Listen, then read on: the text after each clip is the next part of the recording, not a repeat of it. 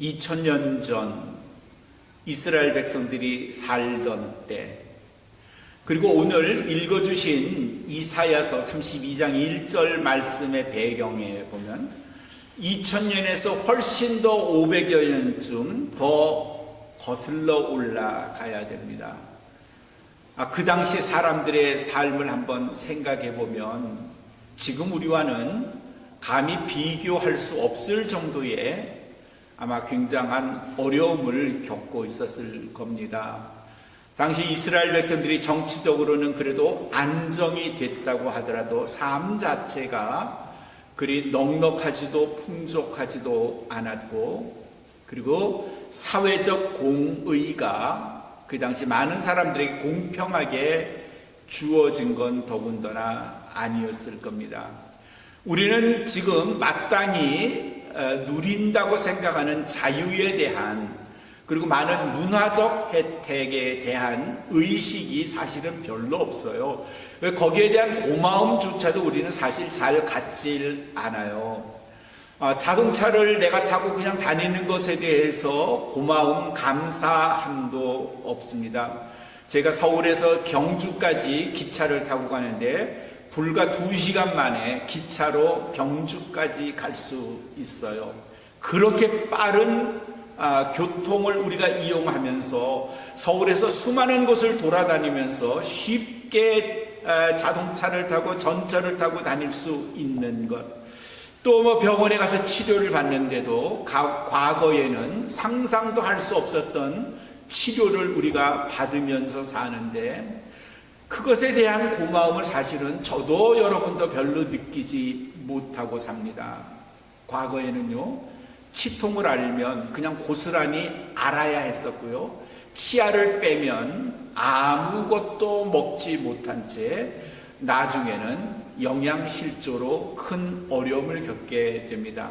이빨 빠진 사자라는 말 많이 듣죠. 이빨 빠진 사자의 그 마지막 말로는 결국 죽음입니다. 먹지 못하면 죽는 겁니다. 과거 2000년, 2500년 전에 살았던 사람들이 추수를 해서 음식을 거뒀다고 해도, 그걸로 음식을 만들었다고 해도 마땅히 저장할 곳이 없었던 겁니다. 밀알 자체를 그냥 보관은 할 수 있지만 음식을 만들어서 조리를 했을 경우엔 그 음식을 보관할 지금 우리가 사용하는 냉장고도 온열기도 없었습니다. 조리조차도 스위치만 탁 키면 전기가 들어오고 가스가 나오는 그런 시대는 상상도 할 수 없었습니다. 결국 나무를 떼가지고 그을음으로 연기로 음식을 만들어야 했고, 만든 음식조차도 넉넉하지 못해서 가족들은 늘 먹어도 배가 고팠습니다. 그나마 남겨진 음식을 오래 보관도 할 수 없었을 겁니다. 온돌이요? 더우면 에어컨이요? 상상도 못했습니다.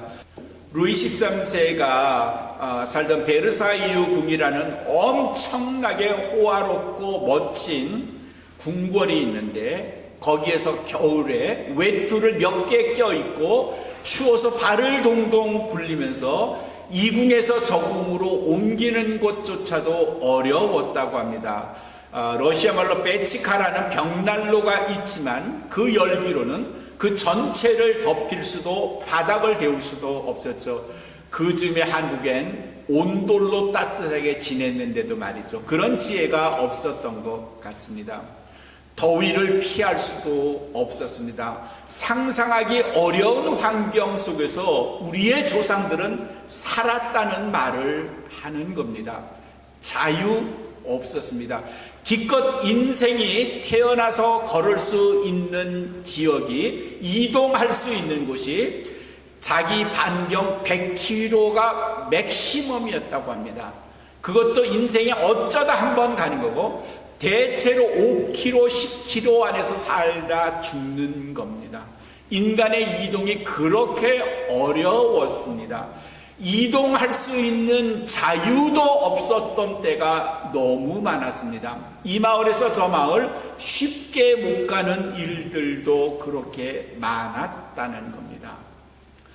먹는 것 우리와는 상상도 할 수 없습니다. 우리는 지금 앉아서 한인타운에서 전 세계의 음식을 다 맛볼 수 있지만 당시에는 조미료 없었고요. 소금값 거의 금값과 같았고요. 조리 방법 아주 빈약했고요. 보관 방법 없었고요. 난방과 냉방 피할 수 있는 방법 없었고요. 의복 우리같이 더우면 추우면 두꺼운 옷 입고 벗고 얇은 옷 거칠 수 없었고요. 신발 가죽으로 만든 신발은 그나마 귀족이나 왕이나 높은 사람들이 하는 거고 대부분 나무로 밑을 대거나 아니면 헝겊으로 곁대거나 일본에서는 나무로 만들었고 한국에서는 집신으로 만들었고 이런 시대에 살았던 사람들이 절망하며 살았을까요? 그렇진 않았어요. 그들도 여전히 기쁨도 있었고요. 행복도 있었고요. 그리고 삶의 소망도 있었습니다. 그런데 그들이 정치적으로 사회적으로 이야기할 때는 그들을 억누르는 수많은 계층들이 있었어요. 이른바 귀족, 왕족 계급이었고요. 더 나아가서는 나라가 나라를 침범하는 일들이 고대에서는 아주 빈번했습니다. 남자들이 가장 많이 죽는 첫 번째 이유는 전쟁이었습니다. 당연히 평균 수명이 30대, 40대에 끝이 났었습니다. 오래 살 수가 없었던 건 빈번한 전쟁과 그로 인한 핍절함, 먹지 못한 malnutrition, 영양실조 때문이었습니다. 얼마나 많은 사람들이 희망을 가지면서도 동시에 고통을 겪어야 했었을까요? 이런 식의 이사야서 32장 1절에서 이사야 선지자는 이스라엘 백성들에게 삶의 희망을 던집니다. 보라, 장차 한 왕이 나올 거다. 근데 그는 의로움으로 공의로 통치할 것이다. 그렇게 선포합니다. 공의로 통치한다. 공의라는 말은 두 개의 단어의 합성어입니다. 공평이고 의로움입니다. 정의라는 말입니다.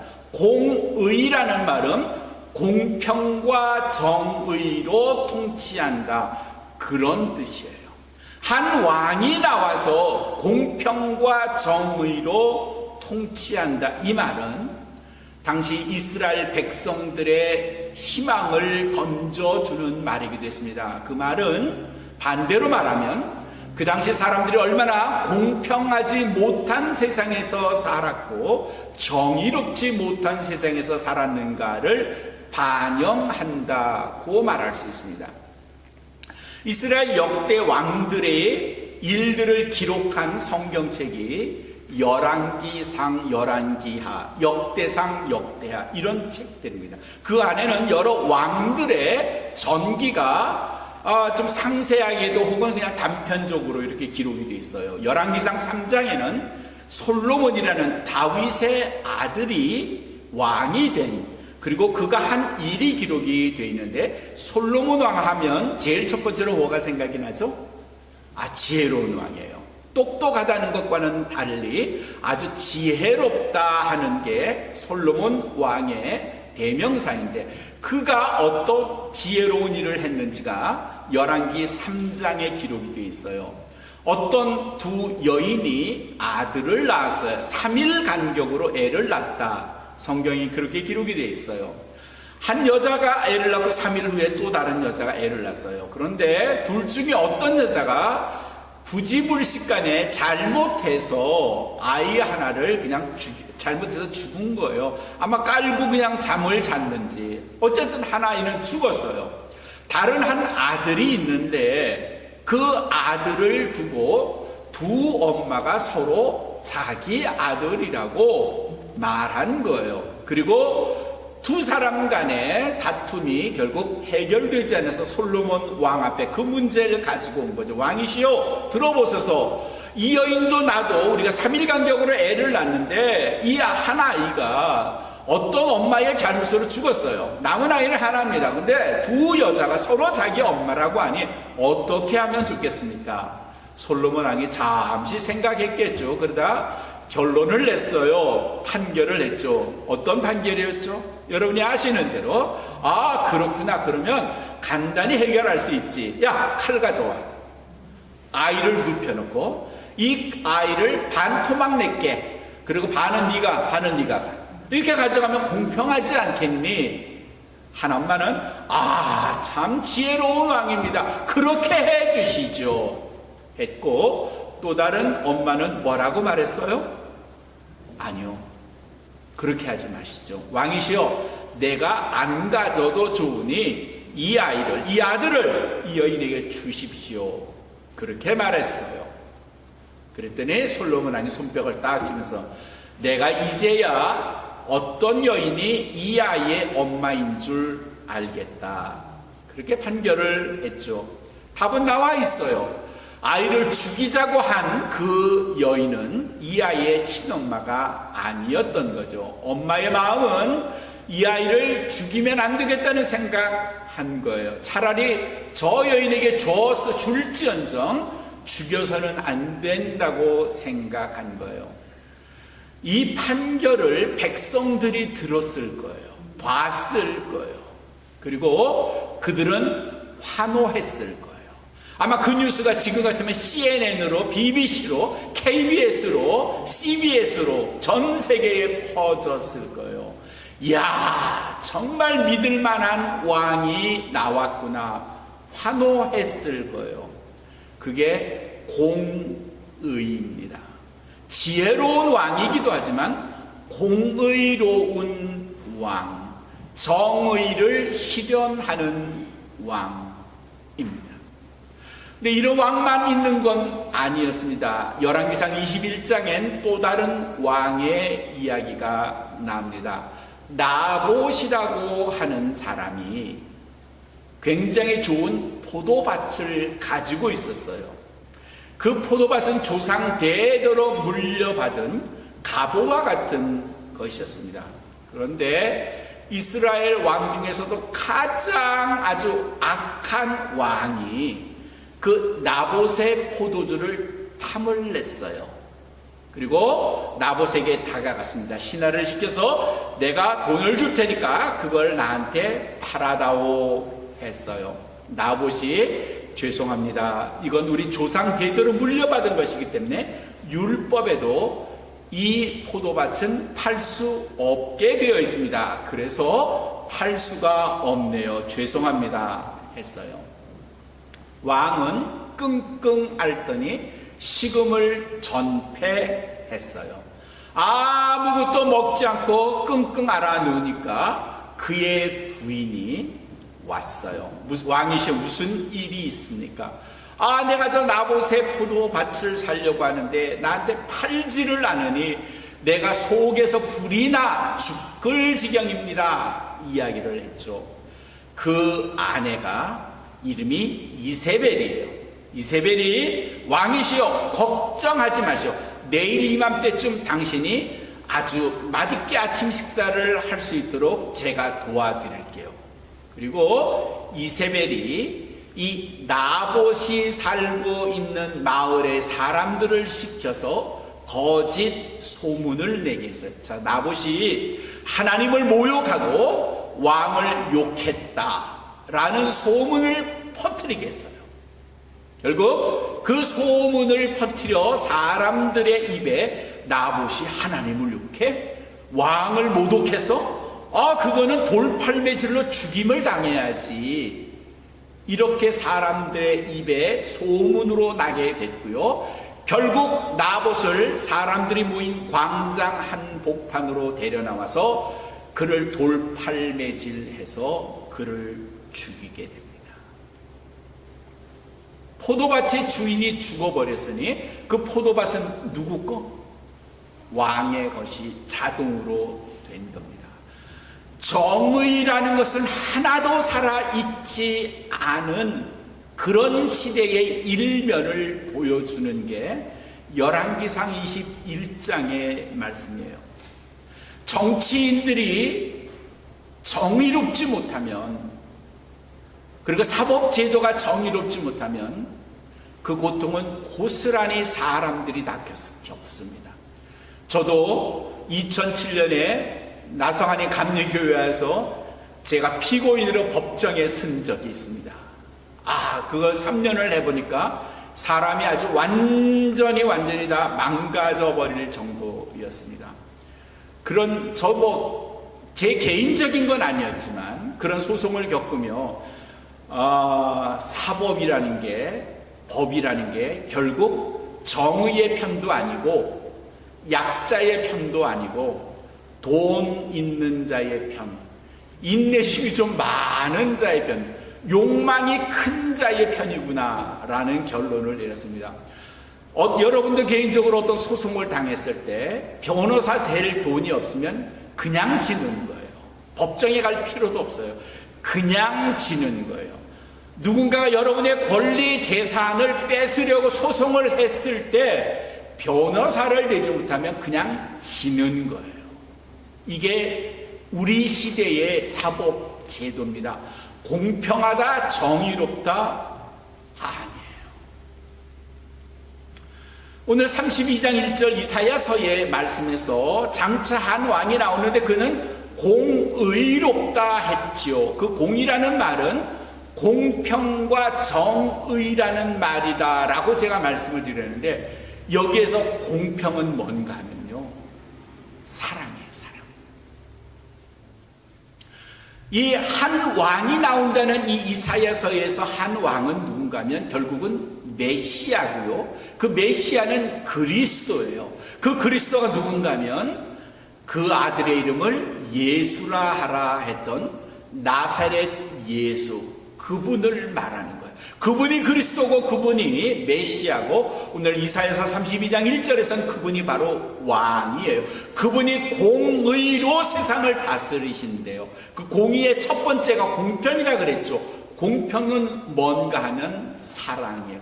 그리스도가 이 땅에 전해주시는 사랑은 공평한 사랑이라는 거예요. 대체로 지금은 아니지만 우리 어머님이나 그 윗대의 사랑은 큰아들에겐 더 큰 사랑을 줬어요. 둘째 아들은 조금 작은, 셋째 아들은 조그만 사랑을 줬어요. 사랑이 자녀들에게 전하기는 하지만 자녀들 모두에게 공평하게 전해지진 않아요. 아들에게는 더 많은 사랑을 줬고 딸들에게는 조금 적은 사랑을 주곤 했어요. 유산도 똑같아서 지금 아닌 과거의 법은 큰아들에게 큰 몫을, 그리고 그 밑에 차차순으로, 그리고 딸들에겐 작은 몫의 유산을 주겠어요. 공평한 사랑이 아니었어요. 지금은 n분의 1이에요. 자녀가 셋이면 다 3분의 1씩 공평하게 주게 돼 있어요. 전보다는 많이 공평해야 됐죠. 공평이라는 말은 사랑을 공정하게 나눈다는 뜻이에요. 공의로운 왕이라는 말은, 오늘 말씀에 공의로운 왕이라는 말은 뭔가 하면 우리에게 사랑을 공평하게 나누어 주시는 왕이다, 그런 뜻이에요. 부자에게 더 주지도 않고요, 가난한 자에게 적게 주지도 않고요, 사회적으로 권력을 가진 사람에게 더 사랑을 주지도 않고요, 약자에게 있는 사랑을 빼앗지도 않고요, 누구에게나 n분의 1씩 공정한 사랑을 주신다는 거예요. 예수님이 이 땅에 오셔서 사랑을 나누어 주셨어요. 그 사랑은 왕에게, 제사장에게, 배운 사람에게 더 많이 주시지 않았고, 오히려 더 다가간 것은 가난한 사람은, 약자, 병자, 소외된 자, 이들에게 다가가셔서 그들의 손을 내밀 때 예수님은 그들에게 아낌없이 사랑을 전해주셨어요. 예수님의 사랑, 그건 뭔가 하면요, 공평한 사랑, 그런 뜻이에요. 그래서 그 당시에 시선으로 보면 이방인일 수밖에 없는 우리 한국 사람에게도 예수님은 공평한 사랑을 주셨어요. 그래서 여러분과 저는 그리스도의 공평한 사랑을 다 나누어 갖는 겁니다. 그런데 문제는 받는 사람이 난 너무 적다고 생각해서 불평하는 거예요. 근데 어떤 행복한 사람은 난 주님이 너무 날 사랑해 주셔서 내게 넘치는 행복이 있어, 이렇게도 말하는 분들이 있어요. 주신 사람은 다 같은데 동일한데 받은 사람은 자기의 주머니 속에 들은 예수님의 사랑이 다 같지 않다고 생각해요. 한국의 기독교가 급속히 줄어들고 있고요. 우리 이민 1세 미국 안에서의 기독교도 교회도 급속한 쇠락의 길을 걷고 있어요. 최근에는 그나마 이민 인구도 없어요. 이건 오스트레일리아, 호주에서도 똑같고요. 캐나다에서도 똑같아요. 더 이상 한국에선 이민을 가려 하지 않아요. 한국에 살기 좋으니까 외국에 안 가려고 해요. 교회들마다 점점 노령화가 되어 가고 있고 문을 닫는 교회들이 점점 많아요. 그리고 젊은 사람들이, 그리고 살만한 사람들이 더 이상 교회가 필요하지 않아요. 왜냐하면 자기 주머니 속에 있는 복이 충분하다고 생각하니 그 복이 그리스도로부터 온 것이라 생각하지 않기 때문에 자기의 땀으로 얻은 사랑, 그 행복을 그냥 자기만 누리고 싶어 해요. 나누어준 그리스도의 사랑에 대해서 생각하거나 감사하거나 예배드릴 가치가 없다고 생각하는 거예요. 여러분들은 어떠세요? 예수님의 사랑을 나는 공평하게 받았다고 생각하세요? 아니면 나는 부족하다고 생각하세요? 예수님은 그 공평한 사랑을 이 땅에 나누어 주시기 위해서 오신 왕이라고 오늘 이사야서는 소개하고 있어요. 공평의 두 번째 의미, 공의의 두 번째 의미가 정의라고 했어요. 다시 말씀드립니다. 공의는 공평과 정의라는 말이고, 공평은 사랑에 해당되는 거고, 두 번째 단어가 정의예요. 이건 심판과 관련되어 있습니다. 모든 나라가, 그건 뭐 민주주의건 공산주의건 사회주의건 다 사법제도를 가지고 있어요.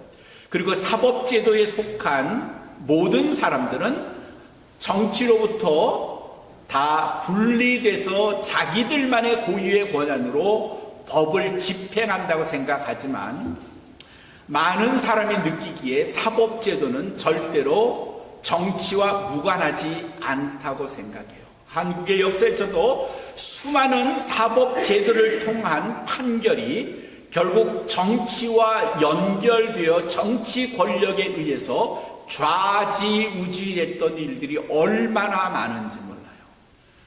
6.25가 끝난 후에 저기 남쪽의 섬에 있던 사람들이 어느 날 갑자기 간첩으로 몰렸고, 그래서 사형을 당한 사람들이 얼마나 많았는지, 대학생들 데모하다가 간첩으로 몰려서 평생 감옥에서 혹은 사형 집행을 당하고, 사법제도가 결코 독립적이지 않다, 그리고 모두에게 정의롭지 않다고 하는 건 알만한 사람은 다 알아요. 한국에서도 무수히 많은 재판이 고문에 의해서, 폭행에 의해서 날조되고 조작되고, 그리고 판결이 이루어졌다는 건 역사가 증명하고 있고요. 최근에도 36년 동안 감옥에 수감 생활했던 한 흑인이 결국 재심 판결을 통해 무죄라는 판결을 얻어냈고 3,200만 달러 보상금을 받기는 했지만 그의 삶이 이제 얼마 안 남은 걸, 그 돈으로 어떻게 보상이 가능하겠습니까? 사법제도가 그나마 있는 게 낫기는 하지만 결코 정의와 완벽하게 일치한다고는 말할 수 없습니다. 그런데 오늘 성경에서는 한 왕이 나와서 공의롭게 통치할 거래요. 다른 말로 하면 정의롭게 판결한대요. 이 왕이 예수 그리스도라고 제가 말씀드렸죠. 왕 되시는 예수 그리스도가 언젠가 우리 모두를 판결하실 거예요. 재판하실 거예요. 그때의 재판은 인간이 겪었던 역사 속에서의 사법제도하고는 아주 다른 완벽한 정의가 실현되는 그런 심판을 하신대요. 법 앞에선 인간은요, 형사 앞에서, 검사 앞에서, 아니면 판사 앞에선 자기의 죄를 얼마든지 숨길 수 있어요. 얼마나 많은 사람들이 돈으로 다른 사람을 매수해서 자기의 죄를 숨기는지 알지 못해요.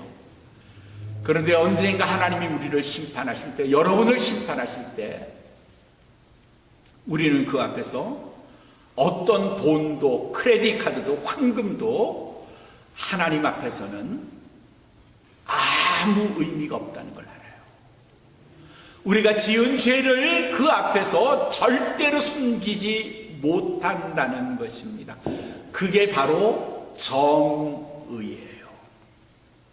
이 공의 안에 들어가 있는 정의는 하나님이 우리를 심판하실 때 의롭게 심판하신다, 그런 뜻이에요. 언젠가 우리 모두는 하나님 앞에 설 겁니다. 주님 앞에 설 겁니다. 그럴 때 주님이 우리를 판결하실 겁니다. 고문 없어요. 폭행 없어요. 어떤 천사도 우리를 폭행하지 않을 거예요. 그러나 분명한 건 우리의 죄가 주님 앞에 여지없이 드러나고, 그리고 주님이 우리의 죄에 따라서 가장 정의롭게 우리를 판결하신다는 거예요. 죄를 짓지 않은 평범한 사람들은 소리 지르며 기뻐할 거예요. 그러나 세상에서 온갖 악과 친구하며 벗하며 지냈던 사람들은 하나님을 매수하려 들려고 하지만 아무 소용없는 지심을 알게 될 거예요. 그게 하나님의 정의예요. 그걸 이루실 분이 예수 그리스도시고요.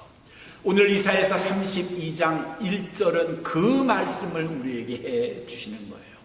사랑을 공평하게 나누어 주시는 메시아 예수 그리스도, 그리고 언젠가 우리 모두를 공의롭게 정의롭게 판결하실 예수 그리스도, 그분이 오실 거야.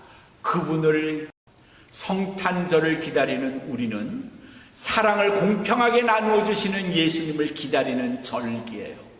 그리고 언젠가 우리 모두를 공정하게 정의롭게 심판하실 예수 그리스도를 기다리는 절기이기도 해요. 그 예수님을 마음 깊이 기다리시면서 그 예수 그리스도가 오심으로 우리가 보다 주님 앞에서 의로운 인간으로, 의로운 사람으로 드러날 수 있도록, 그리고 그의 주시는 사랑을 많은 사람들과 함께 나누는 그런 그리스도인으로 살아갈 수 있도록 이 대림절기 메시아 그분을 기다리시는 복된 여러분 모두가 되시기를 주님의 이름으로 축원합니다.